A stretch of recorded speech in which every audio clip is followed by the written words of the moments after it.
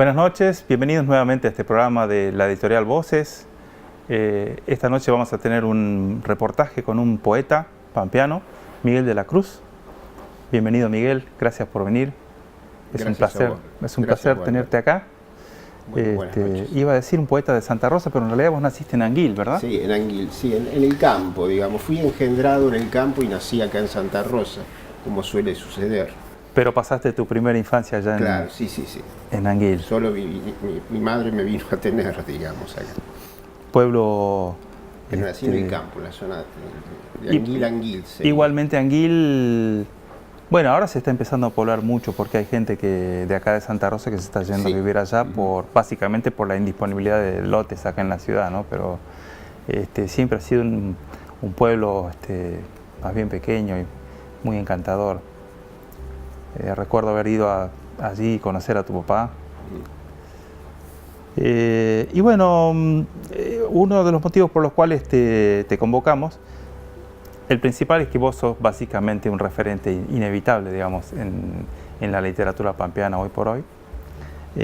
Pero el motivo anecdótico es que hace poquito estuviste presentando tu último libro, se llama Amigo de las Preguntas.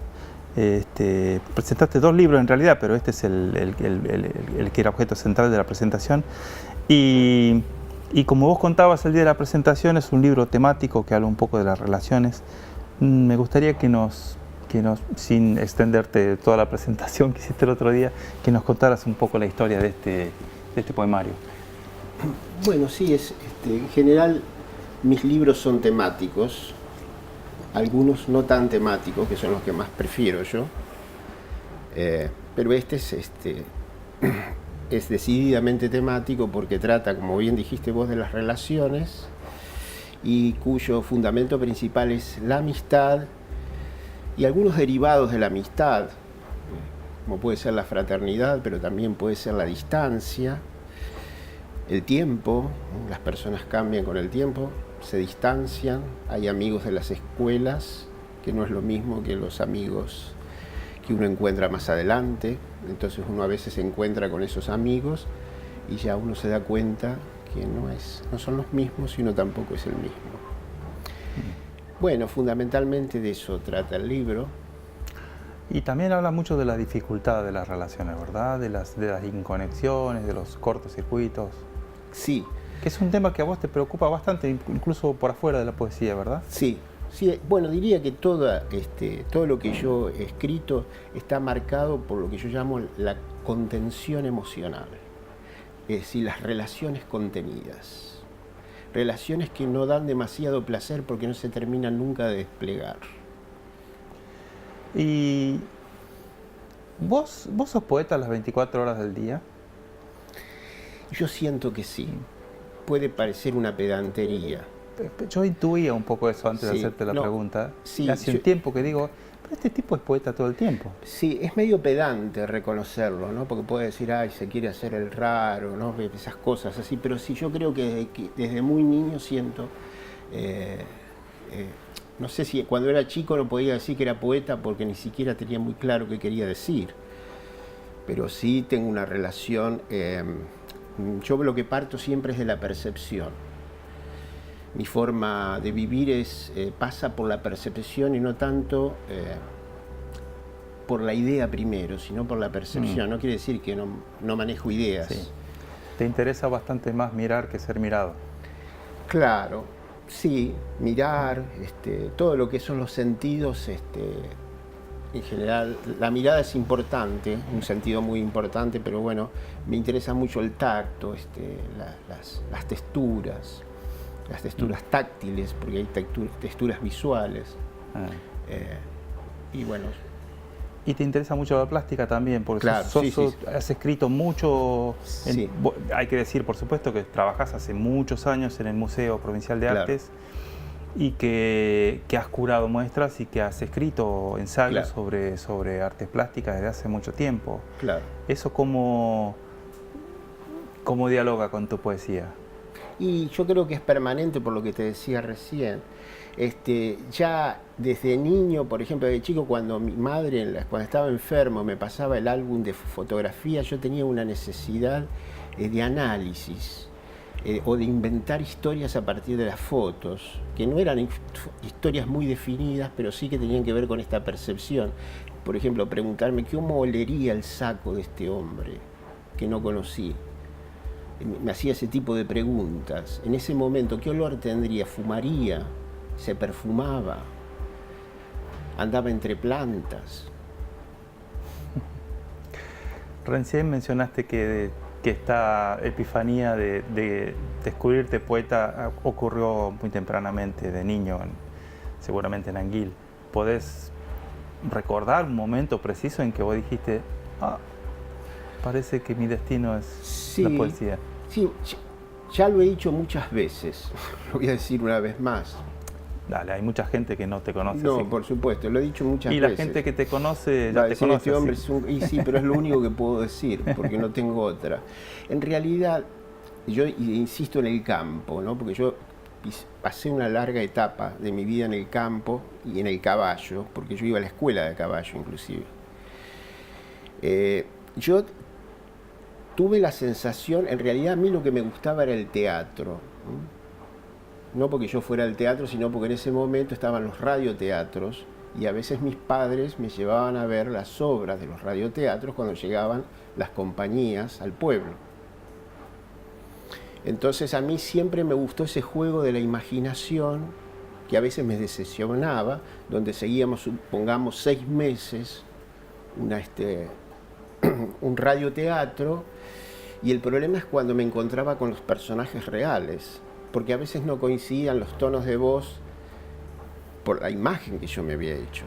Entonces el lunes, cuando volvíamos a escuchar el radioteatro, la cuestión era armar otra vez aquel señor o señora que ya conocía y rearmarlos con la idea, y mi idea tenía que ir siendo desvanecida para que apareciera ese personaje que ahora era más real, ¿no? Entonces todo eso ya genera como un juego de imaginación importante. Y otra de las cosas era el soliloquio, el hablar solo. Yo en el caballo trabajaba mucho eso de hablar solo y de representarme cosas, pero también los ritmos. No te haría muy popular entre tus compañeros de la escuela esa costumbre. Y no, porque en esa época se decía que los locos hablan solos, ¿no? Claro, y todavía se debe seguir diciendo que por ahí es incómodo cuando una persona habla solo. Pero como yo estaba en el medio del campo, andaba con algún perro, alguna vaca, no me decían nada, así que no había problema. Sí me acuerdo del trabajo del caballo, sobre todo cuando había ciertos ritmos del caballo y yo hablando. Entonces yo sentía que a veces, según como fuera el caballo, a veces había quejidos que me salían. Porque claro, según el ritmo, el caballo te mueve. Si vos soltás el cuerpo y vas hablando, por ahí, si se apura un poco, si no va al tranco, empezás como que encontrás sonidos diferentes, ¿no? Porque hay como una queja, el aliento se corta un poco, los músculos se contraen. Y todo eso me empezó a interesar, porque sentía que mi voz cambiaba. Y eso me gustó, esos ritmos, que yo iba diciendo algo y el caballo como que me daba un ritmo, así como cuando uno se pone una música y siente que su voz cambia de acuerdo al ritmo de fondo que tiene. Ese trote o ese ritmo del caballo que por ahí se va más de costado y que además siempre tiene ese masajeo el caballo, ¿no? El cuerpo de uno va como ahí, por eso que el centauro es perfecto como alemán mitológico, porque en realidad es eso, es la mitad hombre y mitad caballo, y es perfecto, porque en realidad se produce eso, ¿no? Esa sensación de animal hombre. De alguna manera la poesía para vos es una forma de no perder la niñez, no sé si la inocencia de la niñez, pero la capacidad de asombro, la capacidad de observación.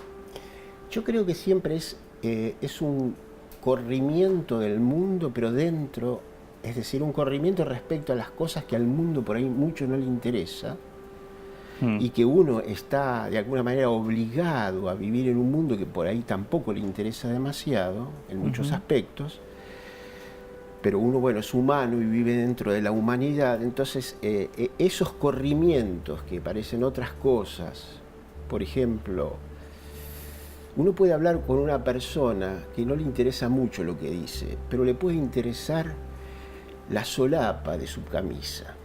Y entonces uno se puede decir por dentro mientras lo escucha, me acordaré de esta solapa. ¿De qué me acordaré más? ¿De lo que está diciendo o de la solapa que tenía? Supongamos, ¿no?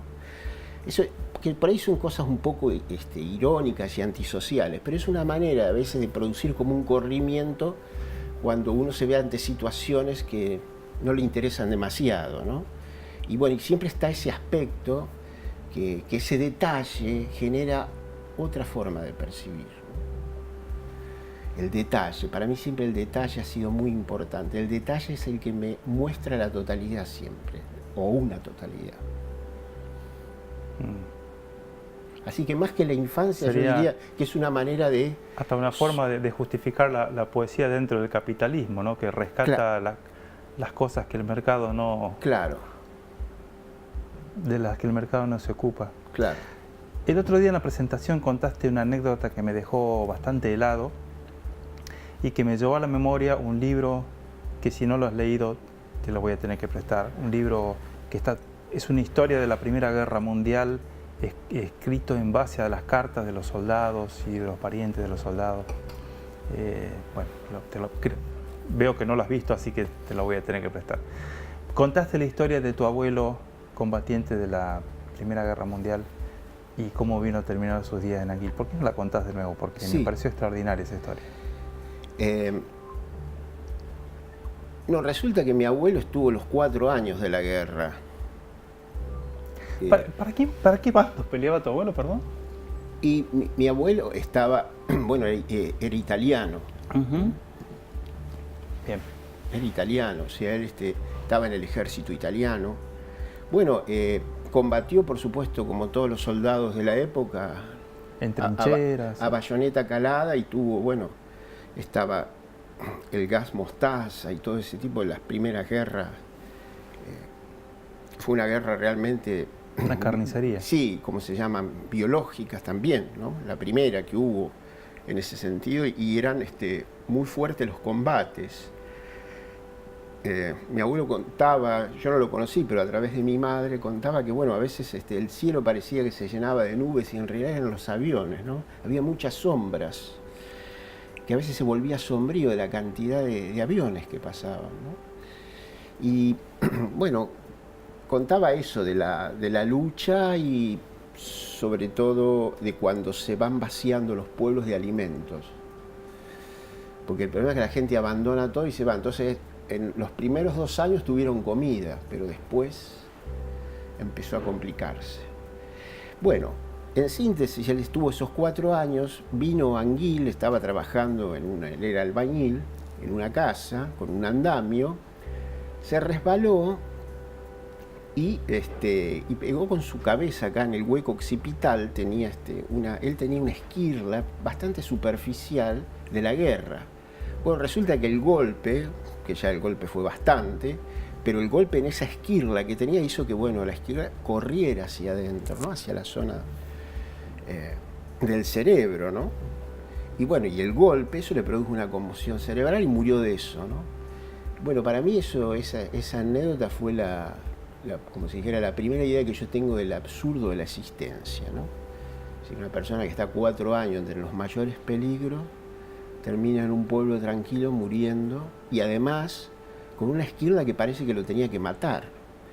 No digo que fue la esquirla la que lo mató, pero bueno, debe haber contribuido, ¿no? No sé, desconozco los detalles, porque sé que mi madre me contaba que esa esquirla es como que se hundió más, es como que era algo que estaba, que no lo habían querido tocar, pero a donde golpeó es como que ha buscado hacia adentro. Y, bueno, y eso, el golpe, produjo una suerte de conmoción cerebral.